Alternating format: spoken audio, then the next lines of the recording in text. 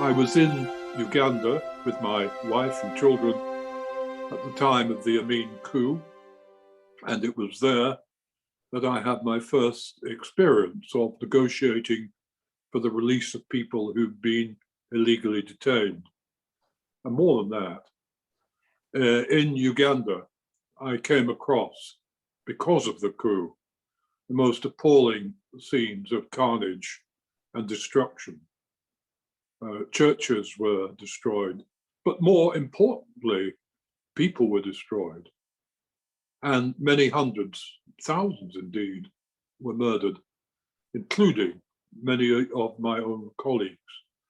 Now, I wouldn't wish anyone listening today to go away with the impression that all Ugandans are brutal, insensitive people. That would be a travesty of the truth. They are, in the main, good, happy, contented people.